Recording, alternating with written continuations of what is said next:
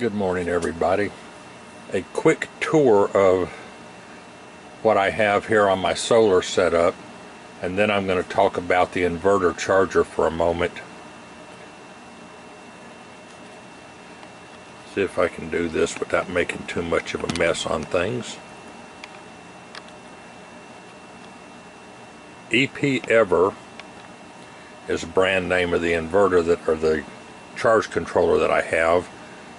The box you see next to it is a status monitor that brings the solar from outside to the inside, hits the wires and charges the battery. To the left of that is my little 100 amp power distribution panel that I've got. Below that, I've got the 24 volt battery charger. That is a very good one. It is fully automatic. I plug it in, I walk away and don't worry about it, and it keeps a balance charge on the batteries that works quite well with the inverter charger.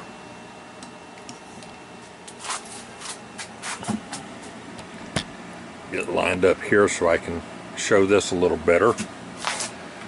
The blue box on the top right of the charger is simply a monitor.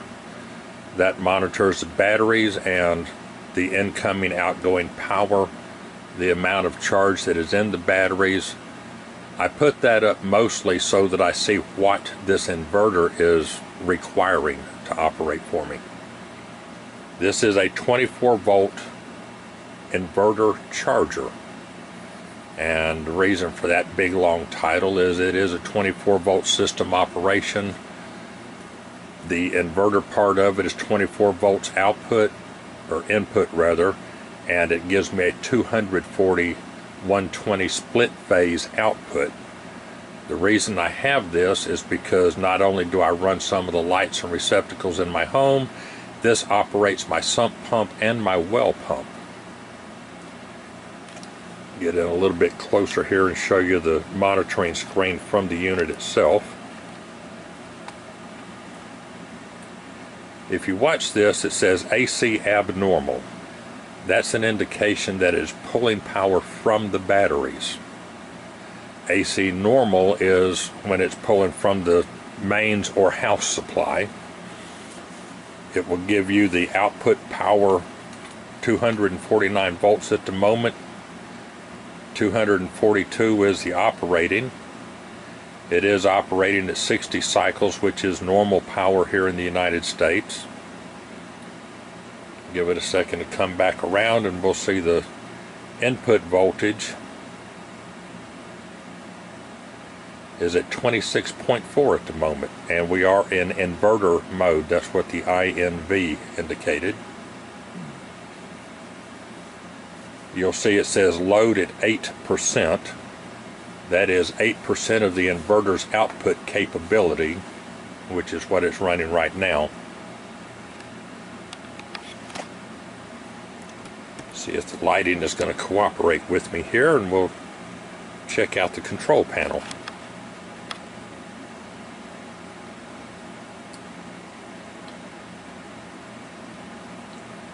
Where I'm at right now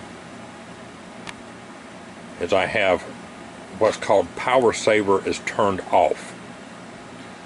This unit has a power saver mode to it that when the output power is not required, it turns the inverter off, and it requires 80 watts or slightly higher to trigger to come back on. All of the lights in my house are LEDs, so I'd have to turn on every light in 3 rooms in order to get enough wattage power to trigger that. So I've got it in power saver off. The idle consumption on this is about 50 to 70 watts, so it's not enough that it's going to kill the battery power and cause me all kinds of problems. Therefore, I just leave the power saver in the off position. You have the indicator LEDs here. Get back in so you can see that. It shows the top light there where it says battery charger shore power on. That comes on in orange. and that lets you know that it's charging the batteries and you're pulling power from your house or from a generator, whatever your backup supply is. The green light that is on is showing that the inverter power is on, charging from the batteries. And underneath you'll see alarm. I've had that come on once, and that was when I was doing my setups because I did not fully understand what was happening, and I had the settings wrong on the dip switches to the side of the machine, and I'll show those in just a minute.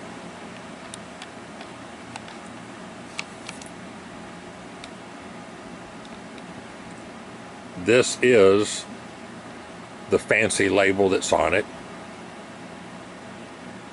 It's a low frequency inverter, and it's good for any appliances that you have, from your basic electronics all the way to the heavy motors for the refrigerators, freezers, things of that nature.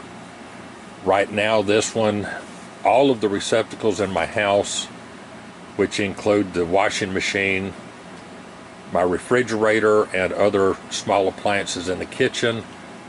It catches the televisions, my radio room, and the 2 monitors for the security system, all through this particular inverter.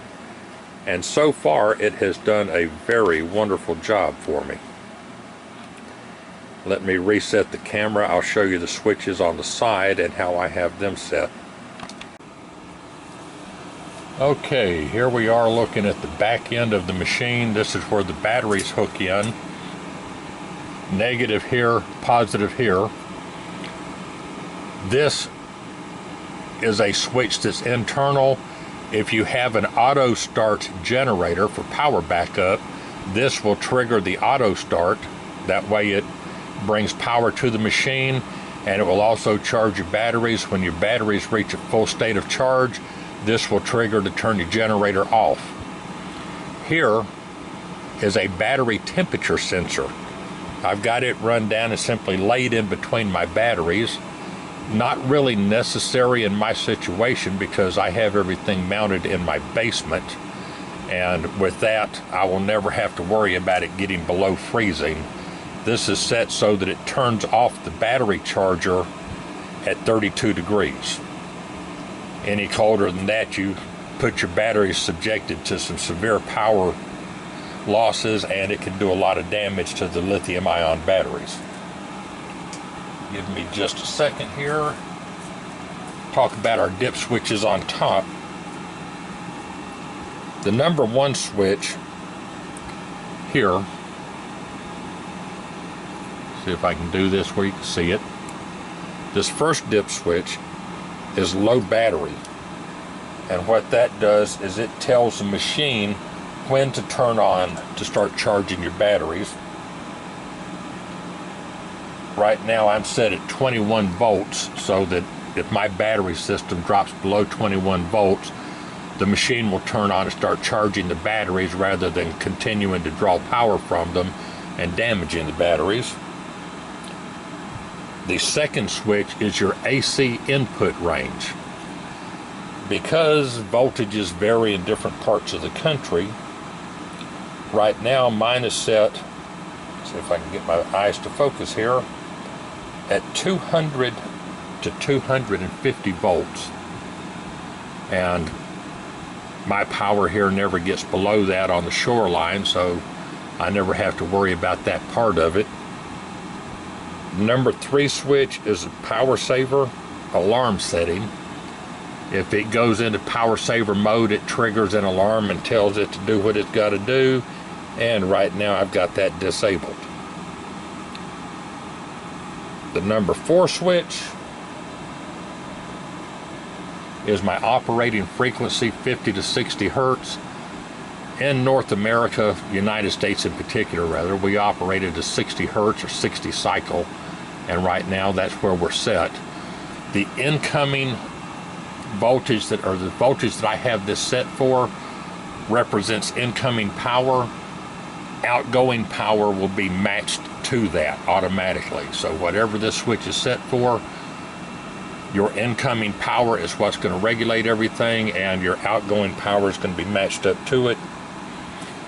The last switch here, number 5, is the one that tells you whether you want to go with power company priority or battery priority. Right now I'm set for battery priority. The reason being, I'm operating a solar system out here, keeps the batteries charged, and I want this to pull from the batteries as much as possible. By doing that, if it sees the batteries are charged up, it will automatically switch to battery power to feed the inverter, which allows my solar system to keep the batteries charged and to make the entire system work. I don't have a large battery bank at the moment, and right now I've got about a 24-hour autonomous operation. Sunlight is very important to me, but regardless, I want this thing to operate as much as possible from the solar input and the battery input. Okay, I've backed out into reality here just a little bit. And once again, this is a picture of my entire system minus the batteries. For those that are curious, the batteries are down here. These are all LiFePO 4 12.8 volts at 100 amp hour. And yes, they are all mechanically and electrically identical underneath that plastic, so those that are going to try to bash me on mixing brand names, I'm sorry, I already checked into that and proved that these are okay. Along with the inverter, and I'm doing this because I've had several ask, along with the inverter, that thing weighs 95 pounds. It is tricky if you have to work on it by yourself, so I will say to whoever gets one of these, be careful where you mount it and always have someone with you, because it can get a little bit awkward when you try to put this thing up. That's your safety speech for the day. Now, along with that, get focused in here.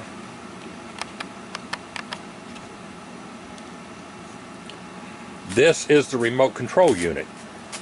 The switches that you have for power on, battery saver, and power off are on the front of this.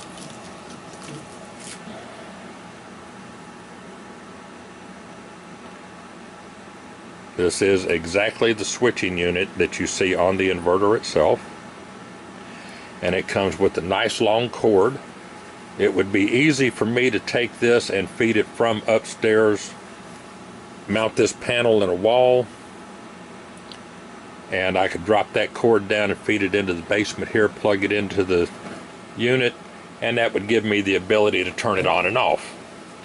I don't need that, but it is a very handy thing to have, especially if you're going to do something like this in an RV, a large camper, motorhome, what have you. Having that remote would be very handy.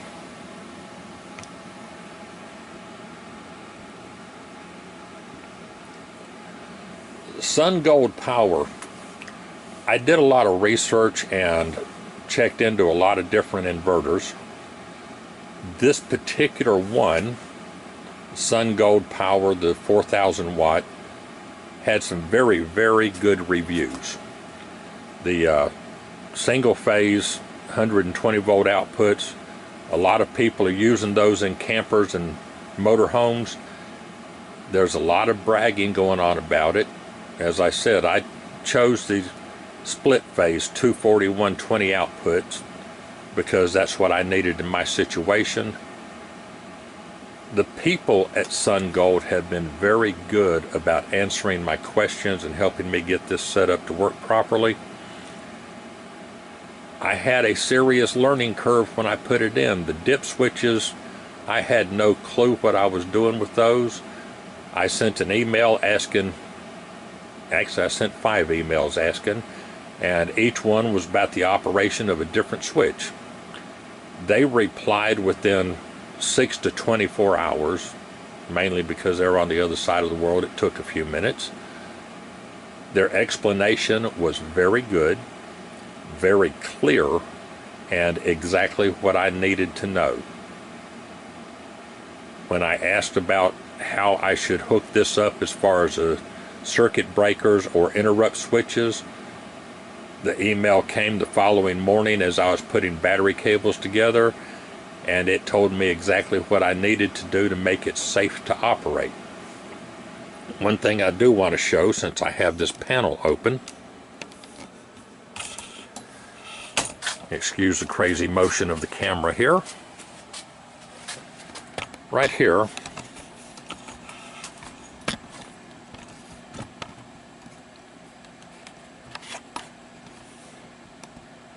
I do want to point this out because this is very important for you to understand. Incoming power. You'll see that I have a small box up here. Cable comes across, drops down. This is a 240 volt incoming power. This is coming off of a 30 amp circuit breaker. You could easily step this up to a 40 or 50 with the proper wire size. And that is your incoming power. The reason for that, if your batteries get low and it turns into the charger mode, that will bring in power to the unit. It keeps power to your outgoing switching, and it also charges the batteries. This has a 30 amp battery charger built into it. The thing to remember is whatever power you bring in needs to match outgoing power requirement and feed the battery charger. I tripped this circuit breaker one time already because I was running a waffle iron and had it charging the batteries at the same time, and that did not like what I was doing. Outgoing power here. Now on the incoming side, you'll notice the black, the red, and green. This does not get a neutral feed on the incoming power. Internal, we have a center tap transformer that feeds output. Incoming power is pure 240 volt with a ground wire. Outgoing power is 240 volt with a neutral, which is what gives you the 240-120 split phase. This is a work in progress. I'm in the process now of getting all my grounding done properly. There is a ground lug on the far side of this case for the inverter. I will attach that. I will also tag this panel to the outside. I will pull the ground wire from my charge controller, and I will send that to a 8-foot copper-clad ground rod that is mounted outside the house. You'll see the black and white wires here that come off of the charge controller, and that is a number 8 wire that feeds down to the batteries. So this little monitor, let me get a close-up view of that for you.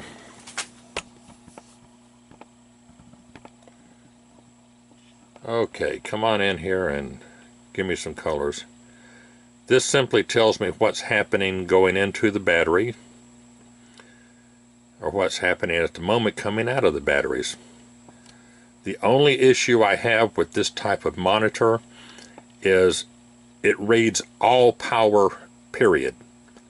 And it doesn't matter which direction the power is flowing. It can be coming from the solar panels into the inverter, or it can be coming as a charger from the inverter back into my batteries. It's going to read whatever power is available. As you can see right now, it's drawing 15.8 to 16 amps out of my battery pack, and that is giving me a 249 volt output and 16% load power going from the inverter.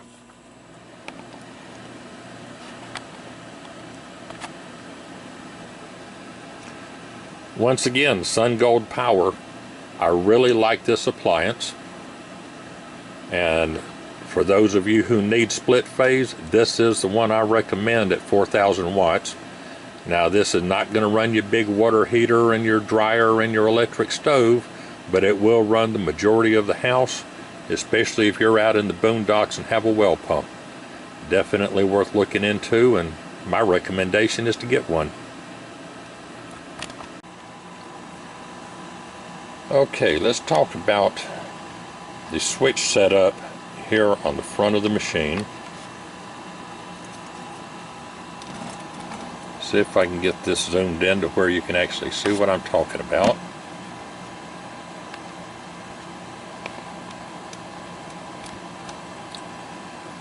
This switch, right here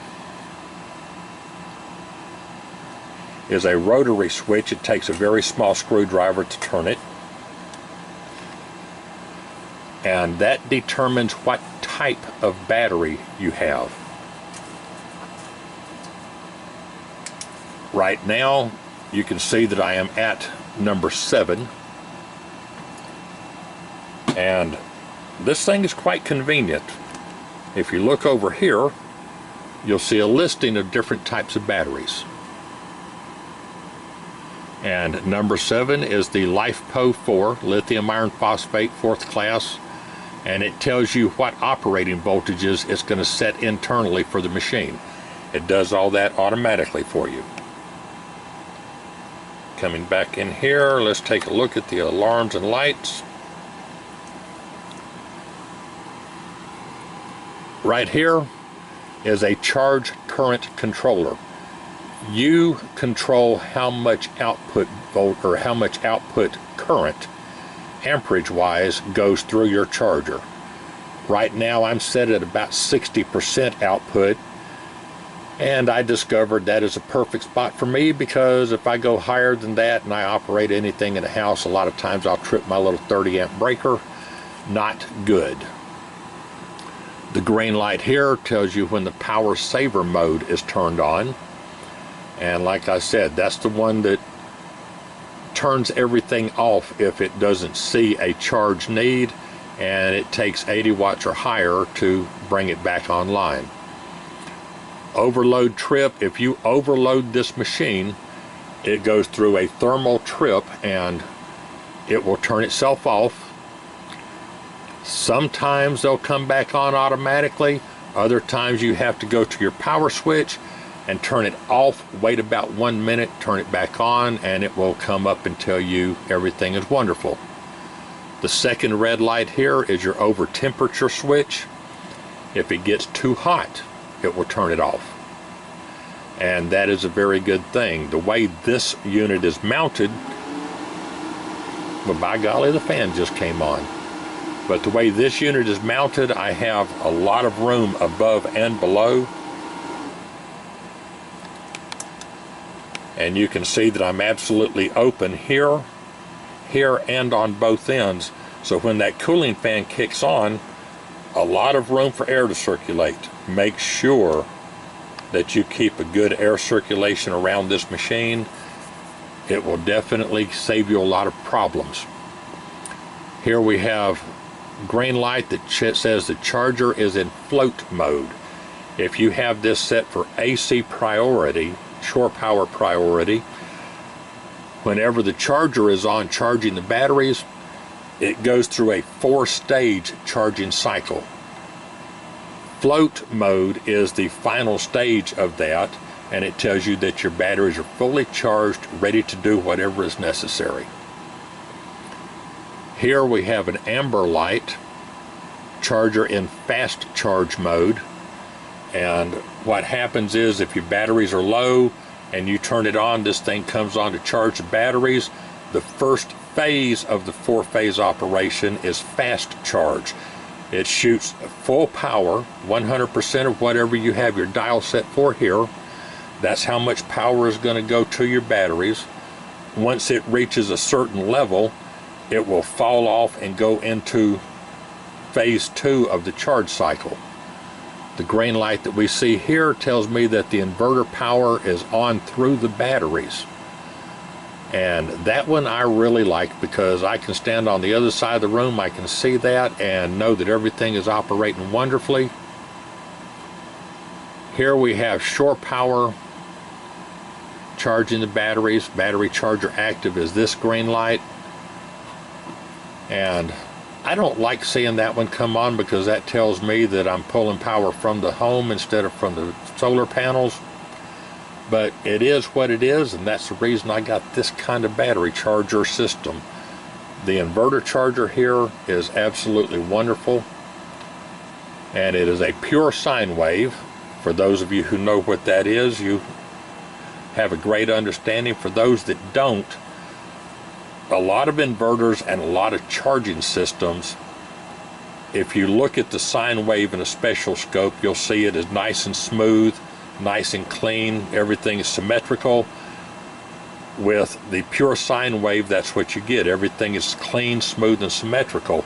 With a standard charging unit, or at most generators, if you look at that same wave, you'll see it spiked and chopped up really bad, and that's what's called noise in the wire.